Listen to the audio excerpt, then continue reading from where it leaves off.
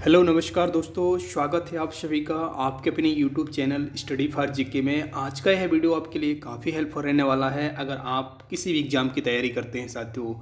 इस वीडियो में हम उन प्रश्नों का अध्ययन करने जा रहे हैं साथियों जो एग्ज़ाम में बार बार रिपीट होते हैं साथियों। तो आइए वीडियो को शुरू करते हैं, टू द पॉइंट स्टार्ट करते हैं साथियों। देखिएगा, पहला क्वेश्चन है आपके सामने कि भगवान बुद्ध को ज्ञान की प्राप्ति कहाँ हुई थी। मोस्ट इंपॉर्टेंट है, ध्यान दीजिएगा। भगवान बुद्ध को ज्ञान की प्राप्ति बोध गया कहाँ पर आता है? बिहार में आता है साथियों। बोध गया में ज्ञान की प्राप्ति हुई थी साथियों। नेक्स्ट देखिएगा, नेक्स्ट क्वेश्चन है आर्य समाज की स्थापना किसने की थी। तो आर्य समाज की स्थापना विशेष रूप से आपको याद रखना है 1875 में स्वामी दयानंद सरस्वती ने की थी। विशेष रूप से याद रखेंगे, मोस्ट इंपॉर्टेंट है। नेक्स्ट क्वेश्चन है आपका कि पंजाब भाषा की लिपि कौन सी है। पंजाबी जो है साथियों, याद रखिएगा, पंजाबी जो भाषा है उसकी लिपि जो है, ये काफ़ी बार पूछा गया है एग्जाम में प्रश्न है साथियों, गुरुमुखी। याद रखिएगा, गुरुमुखी है। क्या है इसकी लिपि जो है साथियों? गुरुमुखी है साथियों। नेक्स्ट क्वेश्चन है आपका क्वेश्चन नंबर 4 देखिएगा। क्वेश्चन नंबर 4 है, आपसे पूछा जा रहा है कि भारत की मुख्य भूमि का दक्षिणतम किनारा कौन सा है साथियों। तो दक्षिणतम किनारा आपको विशेष रूप से याद रखना है। मुख्य भूमि से पूछा जा रहा है साथियों, तो मुख्य भूमि से क्या बताएंगे आप? दक्षिणतम किनारा कन्याकुमारी साथियों।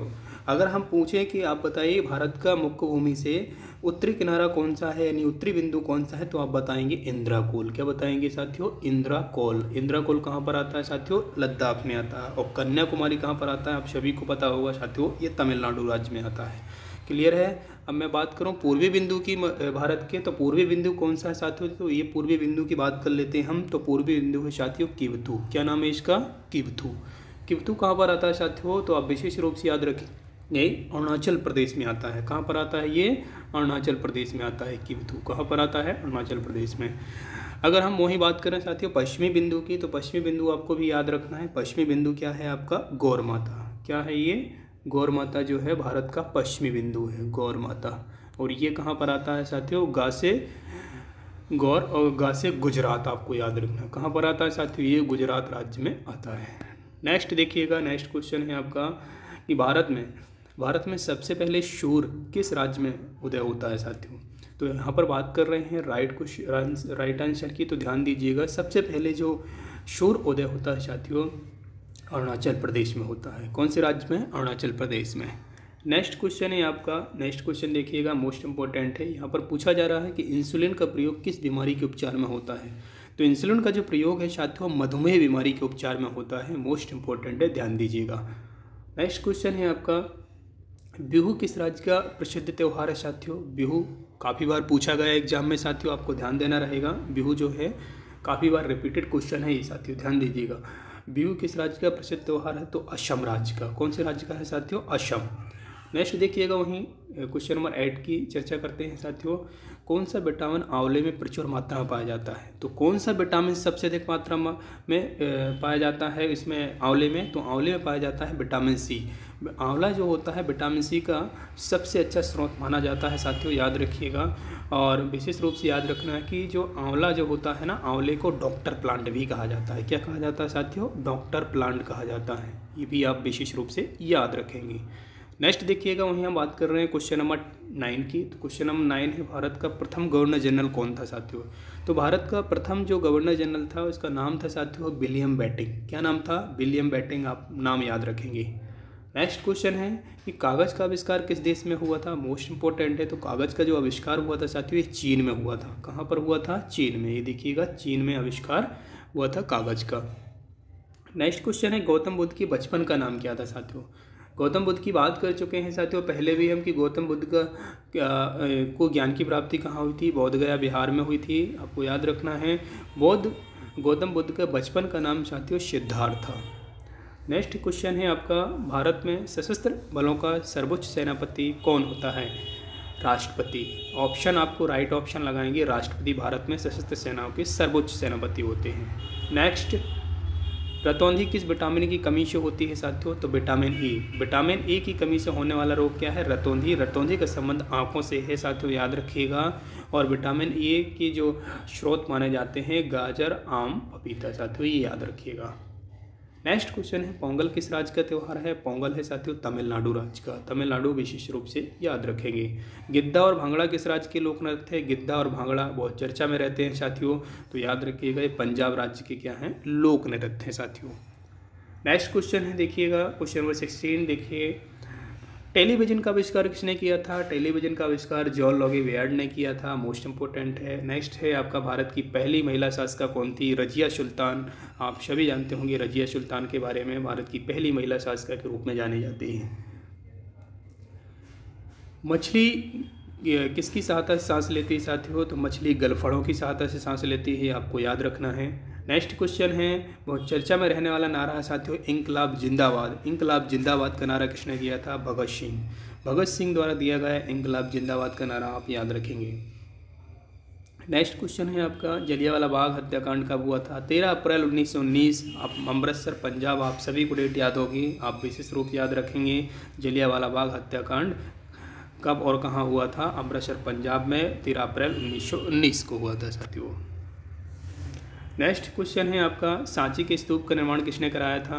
तो सांची के स्तूप का निर्माण करवाया था साथियों किसने? अशोक सम्राट ने। अशोक सम्राट का नाम याद रखेंगे साथियों। नेक्स्ट है मैं विशेष रूप से याद रखेंगे मुद्रा राक्षस किसने लिखी है? याद रखिएगा साथियों जो मुद्रा राक्षस है वो किसने लिखी है? ये मोस्ट इंपॉर्टेंट है, ध्यान दीजिएगा। ये मुद्रा राक्षस के जो रचयिता है साथियों विशाखा दत्त। बहुत बार पूछा गया एग्जाम में क्वेश्चन है साथियों, मुद्रा राक्षस किसने लिखी है? विशाखा दत्त ने लिखी है। वहीं हम बात कर रहे हैं अशोक ने अपने पुत्र महेंद्र और पुत्री संघमित्रा को कहाँ भेजा था? तो याद रखिएगा श्रीलंका भेजा था।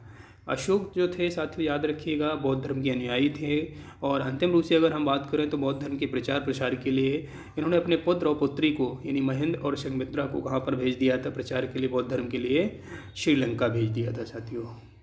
नेक्स्ट क्वेश्चन है कौन सा सम्राट जैन धर्म ग्रहण करके श्रवणबेलगोला चला गया था? चंद्रगुप्त मौर्य की बात कर रहे हैं साथियों। चंद्रगुप्त मौर्य की मृत्यु हो गई थी श्रवणबेलगोला में साथियों।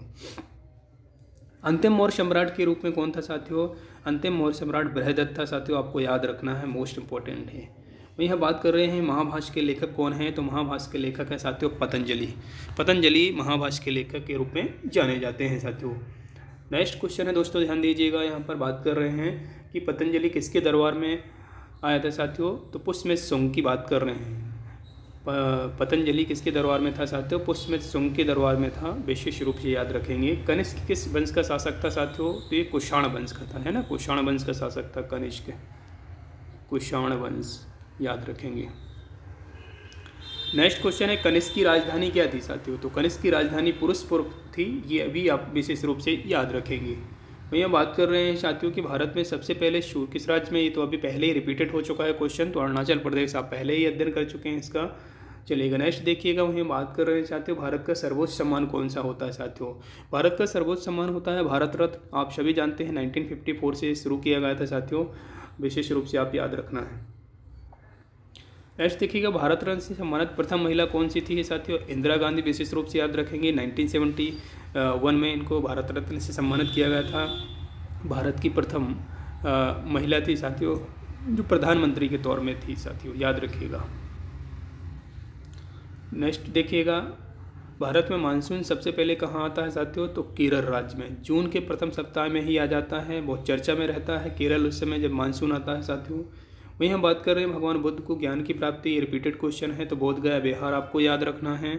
नेक्स्ट देखिएगा यहाँ पर बात कर रहे हैं साथियों चंद्रमा पर मानव भेजने वाला प्रथम देश कौन सा है साथियों? तो चंद्रमा पर मानव भेजने वाला जो प्रथम देश है USA, United state of America है साथियों। चंद्रमा में मानव भेजने वाला देश है साथियों, प्रथम देश है साथियों। रितौंधी पहले अध्ययन कर चुके, रिपीटेड क्वेश्चन है, ये ध्यान दीजिएगा। यहाँ पर बात कर लेते हैं, यहाँ पर सौर प्रणाली के खोजकर्ता कौन है साथियों? तो याद रखिएगा सौर प्रणाली के खोजकर्ता कोपरनिकस हैं, है ना। अब देखिएगा हमने बात की थी कि पंजाबी भाषा की लिपि कौन सी है साथियों? तो गुरुमुखी है। वही हम बात कर रहे हैं हिंदी भाषा की लिपि कौन सी है? तो देवनागरी लिपि है साथियों, विशेष रूप से याद रखेंगे, मोस्ट इंपॉर्टेंट है देवनागरी लिपि ना। चलिएगा नेक्स्ट देखिएगा, यहाँ पर बात करें भारत में सर्वाधिक वर्षा वाला स्थान कौन सा साथियों? तो सर्वाधिक वर्षा वाला जो स्थान है ये याद रखेंगे माशेराम मेघालय साथियों। लगभग यहाँ से 1100 से 1155 सेंटीमीटर के आसपास यहाँ पर वर्षा होती है।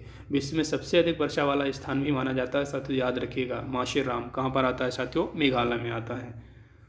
नेक्स्ट है क्वेश्चन आपका भारत, ये तो पहले ही अध्ययन कर चुके हैं। नेक्स्ट देखिएगा, नेक्स्ट क्वेश्चन देख लेते हैं हम।